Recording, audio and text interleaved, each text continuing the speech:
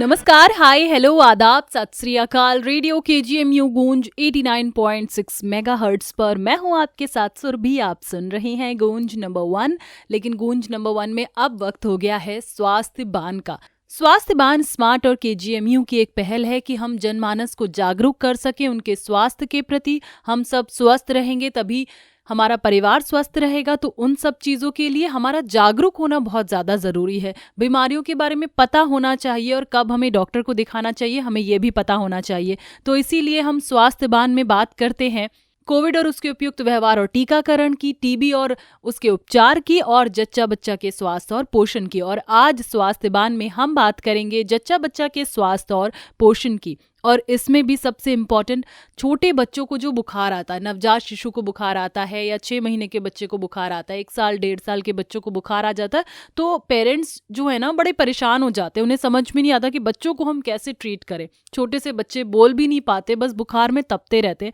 तो किस किस तरह की दिक्कतें बच्चों को आती है और कब हमें डॉक्टर को दिखाना चाहिए और किस तरीके से हमें उनका टेम्परेचर लेना चाहिए, इन सारी चीज़ों के बारे में बात करने के लिए हमारे साथ हैं doctor Ram Manohar Lohia institute of medical sciences से असिस्टेंट प्रोफेसर डॉक्टर नेहा राय। मैम, बहुत सारे व्हाट्सएप्स आए हमारे पास, लोगों के सवाल आए हैं कि आजकल बच्चों को ना बुखार खांसी जो है वो बहुत ज़्यादा हो रही है। तो हम मतलब नॉर्मली देखिए बुखार खांसी जो है वो हर किसी को होती रहती है, लेकिन जब बच्चों को होती है तो हमारे मन में एक सवाल आ जाता है, क्या हम इस चीज़ को बहुत ज़्यादा सीरियसली ले, कहीं किसी दिक्कत की वजह से ये बुखार और खांसी तो नहीं हो रही है, या फिर ये एक नॉर्मल इन्फेक्शन है जो 1 या 2 दिन में ठीक हो जाएगा? बहुत सही सवाल। बुखार शरीर के तापमान में असामान्य वृद्धि है और इस तरह से प्रतिभाषित किया गया है। आप जब डिजिटल थर्मोमीटर यूज़ करते हो, यदि माथे का तापमान मोर देन 100.4 हो या फिर मुंह का तापमान मोर देन 100 डिग्रीज फ़ारेनहाइट हो या एक्सिलरी तापमान 99 डिग्री फ़ारेनहाइट से ज़्यादा हो, तब हम उसे बुखार कहते हैं। सटीकता और सुरक्षा उद्देश्य के लिए तापमान दर्ज करने के लिए एक डिजिटल थर्मोमीटर का प्रयोग ज़रूर यूज़ करें और एक टेम्परेचर चार्ट बनाना भी अनिवार्य है। इसके 2 पर्पस होते हैं। एक तो आप डॉक्यूमेंटेशन कर रहे हैं कि बच्चे का टेम्परेचर का पैटर्न कैसे चल रहा है, पहले से इम्प्रूव कर रहा है कि नहीं, पैरासीटामोल को रिस्पॉन्ड कर रहा है कि नहीं। और दूसरी बात है, जब आप रिस्पॉन्स देखते हैं तो आप सुनिश्चित हो जाते हैं कि आपका ट्रीटमेंट पैटर्न सही चल रहा है। कभी कभी आजकल के मौसम में खासकर जब छोटे शिशुओं को कपड़े में लपेट देते हैं और ज़्यादा कपड़ों में लपेटते हैं, तब भी उनका बुखार मतलब शरीर का तापमान बढ़ जाता है। तो इसे हम बुखार नहीं कहते हैं। ऐसे मामलों में सिर्फ कपड़े को कम करना और अगर आप उसे खोल कर कुछ समय के लिए रूम टेम्परेचर में रखते तो बच्चे का तापमान वापस से सामान्य हो जाता है।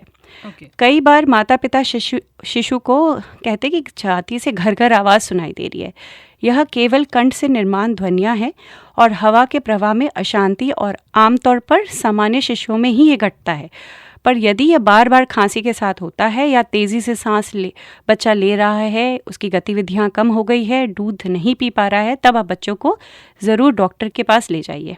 अच्छा मैम, कई बार ये भी होता है कि बुखार या खांसी है, जैसा कि अभी मैंने बोला कि कई बार होता है कि 1 या 2 दिन, जैसे हम बड़े लोग देखते हैं, हमने 1-2 बार अपना बुखार की दवा खाई और देखा कि शाम तक हम ठीक हो गए या नेक्स्ट डे, ज़्यादा से ज़्यादा नेक्स्ट डे रहा। लेकिन बच्चों के इस बुखार या खांसी को हम नॉर्मली कितने दिनों में उनको बच्चों को आराम मिल जाता है? ये भी बहुत इंपॉर्टेंट क्वेश्चन है, क्योंकि अक्सर माँ बाप आ जाते हैं 1 या 2 दिन के फीवर पे कि बच्चे का बुखार कम नहीं हो रहा है, एंटीबायोटिक स्टार्ट कर दीजिए। बट एंटीबायोटिक इसका सल्यूशन नहीं है। बुखार और खांसी का सबसे आम कारण एक वायरल संक्रमण है।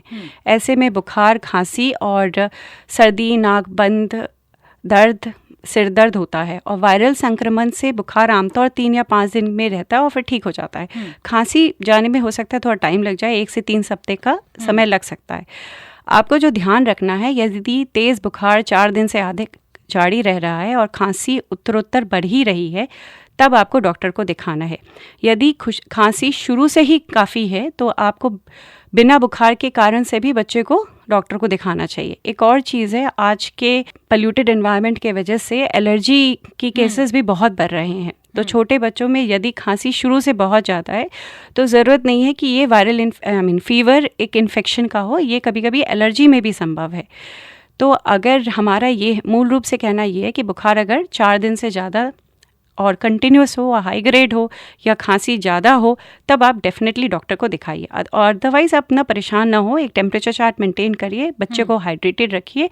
मेजॉरिटी फीवर वायरल है, वो अपने आप ही सबसाइड करिए। अच्छा, अभी बात हुई थी कि जब इस तरीके की चीज़ें होती है 3 या 4 दिन से ज़्यादा होती है, 3 या 4 दिन में भी मैम कई बार होता है ना, पेरेंट्स बच्चों को ना क्योंकि जब एक डॉक्टर से ट्रीटमेंट चलता है या बच्चे को हम दिखाते हैं, नवजात शिशु के को लेकर जाते हैं, तो डॉक्टर कुछ नॉर्मली हमें खांसी या बुखार और उल्टी दस्त की दवाइयाँ दे के रखते हैं कि अगर कभी बच्चे को दिक्कत होती है आप ये सिरप्स वगैरह जो हैं ये बच्चे को दे सकते हैं। बट फिर भी कभी कभी होता है, जैसे पैरासीटामोल का सिरप दे रखा है या बुखार का अन्य कोई सिरप है, वो देने के बाद भी अगर बच्चे को आराम नहीं मिल रहा, तब भी पेरेंट्स को लगता है कि फिर भी देते रहते हैं। बट कौन सी ऐसी सिचुएशन होती है कि अब नहीं असर कर रही है या ये कंडीशन आ गई तो अब हमें डॉक्टर को दिखाना चाहिए, तो पेरेंट्स कब डॉक्टर के पास ले जाएं बच्चों को? परफेक्ट सवाल है। जब आप देखें कि बुखार पैरासीटामोल को जवाब नहीं दे रहा, या बुखार के जो एक इंटरफेब्राइल जोन होता है फीवर के पीक्स के बीच में, अगर उस समय बच्चा सक्रिय नहीं है, या खांसी से और बुखार से बच्चे का दिनचर्या पे अफेक्ट हो रहा है, जैसे वो खा नहीं पा रहा, सो नहीं पा रहा, तब दिखाए। जैसे मैं पहले भी कह चुकी हूँ, अगर 3 दिन से ज़्यादा तेज़ बुखार चल रहा हो तब, या बच्चा तेज़ी से सांस ले रहा हो, या सांस लेने में उसे तकलीफ़ हो रही हो, बोलने में कठिनाई हो रही हो, या सांस लेने के दौरान एक अतिरिक्त आवाज़ आ रहा हो, जैसे हम स्ट्राइडर कहते हैं, या फिर काफ़ी तेज़ घरघराहट हो रही हो, दम घुटने जैसा लग रहा हो, चेहरा नीला या पीला जैसा लग रहा हो, या आपको लग रहा है कि ज़रूरत से ज़्यादा बच्चा सो रहा है, या खाने में उसे तकलीफ़ हो रही हो, उसकी जो यूरिन की फ्रीक्वेंसी है वो कम हो गया हो, ये सब अगर आप नोटिस करते हैं तो आपको तुरंत डॉक्टर से संपर्क करना चाहिए। इसके साथ साथ अब एक सवाल आया व्हाट्सएप पे हमारे पास डॉक्टर, कि हम बच्चों को घरेलू नुस्खे में ऐसा क्या कर दे सकते हैं? घर पे इतनी सारी चीज़ें होती हैं, क्या ऐसी कोई चीज़ें हैं जिसका सेवन से बच्चे की बुखार या खांसी में आराम मिल सकता है? अच्छा, बुखार के लिए अगर आपका बच्चा उस बुखार के दौरान भी खा पी रहा है, खेल रहा है, तो ज़्यादा परेशान मत होइए। ये आपको याद रखना चाहिए कि बुखार जो है वो आपके बच्चे को संक्रमण से लड़ने में मदद करता है। यदि आपका बच्चा सहज नहीं है, तब आप ये कह सकते हैं कि उसे आराम के लिए प्रोत्साहित करें। ये देखा गया है कि वायरल इन्फेक्शन, किसी भी इन्फेक्शन में बेड रेस्ट बहुत आमतौर पे बहुत इंपॉर्टेंट है। वो आपकी इम्यूनिटी बढ़ाता है। तो आप ये बच्चों से रेस्ट करवाना इंटरफेब्राइल स्टेट में बहुत मुश्किल है, क्योंकि वो हमेशा एक्टिव रहते हैं। जब फीवर का पीक्स होगा तो थोड़ा सा डाउन होंगे, पर जैसे ही फीवर जाता है पैरासीटामोल के बाद, उनसे आप रेस्ट नहीं करा सकते। तो आपको उसके लिए प्रोत्साहित कराना होगा। नेक्स्ट, आपको हाइड्रेशन पे ध्यान देना होगा, खासकर इस मौसम में। आप उसे पानी, दूध, फलों के रस आदि जितने तरल पदार्थ है उसको पीने के लिए प्रोत्साहित करें। फिर उसे छोटा छोटा स्वस्थ भोजन की पेशकश करें। कभी कभी माँ बाप करते हैं कि बच्चा तो कुछ खा ही नहीं रहा, तो बुखार है तो कुछ खा ही नहीं रहा। तो मैं उनसे यही काउंसिल करती हूँ कि आप पहले हाइड्रेशन पे ध्यान दें, और ज़रूरत नहीं कि पहले जैसे खाता है वैसे ही खिलाए। इसे छोटे छोटे भोजन पेशकश करें जो कैलोरी इंटेंस हो। फिर उसके अगर बुखार काफ़ी तेज़ है और पैरासीटामोल को रिस्पॉन्ड नहीं कर रहा है, तो आप उसके चेहरे, हाथ और गर्दन को धोने के लिए कमरे के तापमान वाला पानी यूज़ कर सकते हैं। ठीक है। फिर अपने बच्चे को हल्के वजन के कपड़े और बिस्तर पे ही रखें। ज़्यादातर माँ बाप क्या करते हैं, जब बुखार आता है उसे 2-3 कंबल और उड़ा देते हैं। वो बिल्कुल इनकरेक्ट स्टेप है। कपड़े कम होने चाहिए, बच्चा बेड रेस्ट करना चाहिए, हाइड्रेटेड रहना चाहिए, और जो बिस्तर की चादर है और जो कपड़ा उसने पहन रखा है उसे नियमित रूप से बदले। रात में खासकर अपने बच्चे का टेम्परेचर चेक करते रहें, क्योंकि क्या होता है, रात में सो जाने के बाद बच्चे का टेम्परेचर पैटर्न फॉलो नहीं करते, वो कंटिन्यूसली हाई होता है। तो जब आप फाइनली डिटेक्ट करते हैं वो 105-106 पे पहुंच जाता है।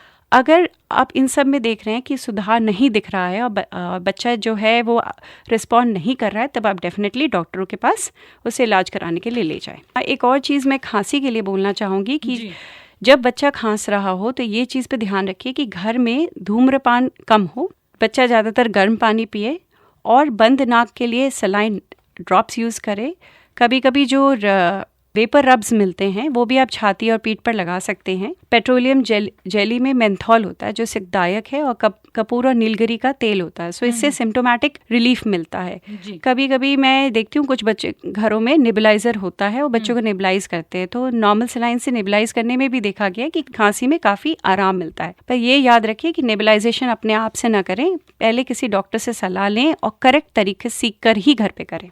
तो ये सब अगर आप फॉलो करेंगे तो मुझे लगता है वायरल इन्फेक्शन पे बच्चा जल्दी रिकवर कर जाएगा और फीवर आमतौर पे 3-4 दिन में सबसाइड हो जाता है या कम से कम टेम्परेचर पैटर्न डाउन होने लगता है और खांसी में भी आराम मिलता है। अच्छा, क्या डॉक्टर ऐसी भी सिचुएशंस आती हैं कि जैसे बच्चे का बुखार या खांसी जो है पैटर्न पे चला आ रहा है, टेम्परेचर मेंटेन है और खांसी में जो है वो आराम नहीं मिल रहा है, जैसा कि आपने स्टार्टिंग में बताया कि खांसी में फिर भी टाइम लग सकता है, तो क्या ऐसे टाइम पे बच्चों की कोई टेस्टिंग भी होती है या खांसी के लिए या बुखार के लिए कोई ब्लड टेस्ट या एक्सरे वगैरह खांसी के लिए किया जाता है?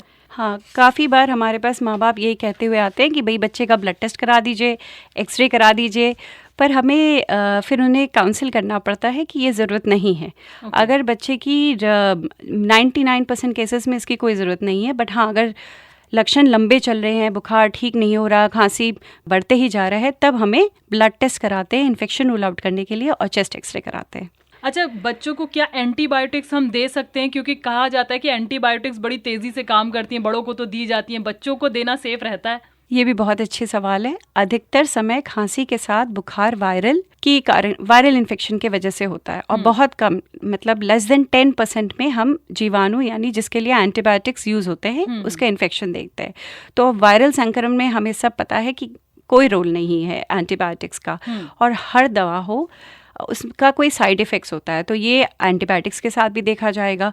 तो एक बड़ी तस्वीर में ये कहा जा सकता है कि अगर आप बिना मतलब एंटीबायोटिक देंगे तो एक एंटीबायोटिक रेजिस्टेंस होता है और वो फिर उस बच्चे के लिए भी हार्मफुल है और बाकी के कम्युनिटी में दूसरे बच्चों के लिए भी हार्मफुल है। तो हम एंटीबायोटिक का प्रयोग जल्दी ना करें और माता पिता को काउंसिल करें, क्योंकि वो ज़्यादातर परेशान रहते हैं, फीवर डाउन नहीं हो रहा, आप एंटीबायोटिक स्टार्ट करिए, डॉक्टर भी अपना एंटीबायोटिक समझाने की कोशिश ज़रूर करता है। तो उसमें हमें ये समझाना होगा माँ बाप को कि मोस्टली वायरल इन्फेक्शन है, एंटीबायोटिक्स का कोई रोल नहीं है। ओके डॉक्टर, बात करें एक ऐसी चीज़ की जो नॉर्मली हर डॉक्टर बड़ों को भी मना करता है कि कोई भी दिक्कत होती है तो तुरंत अपना ही खुद से डॉक्टर बन के जाके विदाउट प्रिस्क्रिप्शन कोई दवा नहीं लेनी चाहिए। सेम क्वेश्चन आता है बच्चों के लिए कि जो हम ओवर द काउंटर जाके किसी भी मेडिकल स्टोर से या पूछ लेते हैं, अच्छा आपके बच्चे को खांसी आ रही थी, आप वही सिरप हमें बता दो। रिश्तेदारों में भी बड़ा होता है कि अच्छा आपका बेटा भी 4 साल का था, ये खांसी आती थी, हमारे को भी आ रही है, आप कोई सिरप बता दो आपको जो डॉक्टर ने लिखी हो। लेकिन मुझे लगता है कि बिना डॉक्टर की सलाह के बच्चों को इस तरह से सिरप देना या दवाइयाँ देना सही नहीं है। इस पर आप क्या कहना चाहेंगी? बिल्कुल सही सुरभि। OTC से जो ओवर द काउंटर प्रिपरेशंस हम जिसे कहते हैं वो आप कतई मत यूज़ करिए, बच्चों के लिए सुरक्षित नहीं है। कॉम्बिनेशन कफ कोल्ड सिरप जो है वो मल्टीपल के लिए मिश्रण से बना होता है और ये हर एक कॉम्बिनेशन का अपने एक साइड इफ़ेक्ट हो सकता है और वो कॉम्बिनेशन ज़रूरत नहीं है कि आपके बच्चे के लिए उस पर लाभदायक हो, उसका साइड इफ़ेक्ट ज़रूर हो सकता है। तो आई वुड सजेस्ट कि अपने मन से कफ सिरप्स ना यूज़ करें। इनफैक्ट आपके घर में ही हनी है, फिर ब्लैक पेपर है, ये सब होम रेमेडीज़ है, वो ज़्यादा बेटर है for cough compare to over the counter preparations. हर बच्चे की बॉडी अलग होती है, हर बच्चे का इम्यून सिस्टम अलग होता है। जैसा कि डॉक्टर ने बोला कि ये जो आप 3-in-1 4-in-1 वाली चीज़ें ढूंढते रहते हैं ना, ये बाकी चीज़ों में तो अच्छी लगती है लेकिन मेडिसिन में ये चीज़ें नहीं करनी चाहिए। ऑल दो बड़े सारे ऐसे एडवर्टाइजमेंट्स भी आते हैं जिसमें आप दिखाएंगे कि 3-in-1 इलाज हो जाता है, इसका भी इलाज बस एक गोली से या एक सिरप से। तो इन सारी चीज़ों से थोड़ा सा दूर रहिए। कभी भी ऐसी भी कोई भी दिक्कत होती है तो सबसे पहले डॉक्टर को कंसल्ट कीजिए और ये चीज़ का ध्यान रखिए कि जब भी आप अपने पीडियाट्रिशियन के पास जाते हैं तो अपने बच्चे के लिए, अपने बच्चे के हिसाब से फीवर के लिए या खांसी के लिए जो सिरप डॉक्टर सजेस्ट करें वही अपने पास रखिए। किसी से भी पूछ के नॉर्मल, बिना डॉक्टर की सलाह के कोई भी चीज़ उसे मत दीजिए। जाने से पहले मैम एक सवाल कि जो पेरेंट्स इस वक्त आपको सुन रहे हैं, कई बार बच्चे हैं, बच्चों को लेकर पेरेंट्स बहुत ज़्यादा, कुछ पेरेंट्स बहुत ही ज़्यादा हो जाते हैं, मतलब इतनी सी एक बार छींक भी आ गई ना बच्चे को तो ऐसा लगता है ओह जुकाम तो नहीं हो गया, छींक आ गई बच्चे को। तो ऐसे पेरेंट्स बहुत जल्दी परेशान हो जाते हैं अपने बच्चों को लेकर, उनको क्या मैसेज देना चाहेंगी? मेरा मैसेज ये है कि आमतौर पे बुखार और खांसी वायरल इन्फेक्शन के वजह से होता है और ये इन्फेक्शन अगर आपने बच्चे को एडिक्वेट रेस्ट, हाइड्रेशन दिया तो 3 दिन पर सबसाइड कर जाता है। तभी और घर पे इम्पॉर्टेंट है कि आप टेम्परेचर चार्टिंग करें और उसको फॉलो करें कि क्या वो पैरासीटामोल को रिस्पॉन्ड कर रहा है, फीवर का पैटर्न क्या है। खांसी को जाने में थोड़ा सा टाइम लग सकता है बट उसमें परेशान होने की कोई बात नहीं है। वो भी अब घरेलू नुस्खे जो मैंने डिस्कस किए उसको आप फॉलो करें तो काफ़ी राहत घर पे ही मिल जाएगा।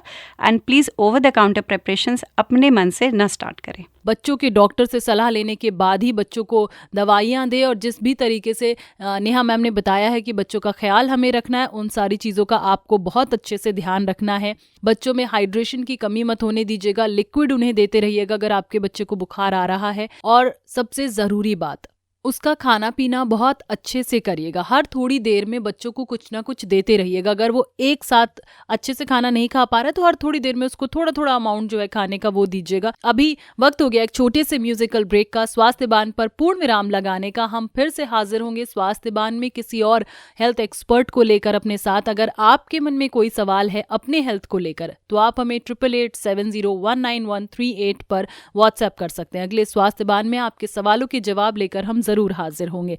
अभी फिलहाल के लिए आप सुनते रहिए रेडियो KGMU गूंज 89.6 मेगाहर्ट्ज। ये है लखनऊ के दिल की धड़कन।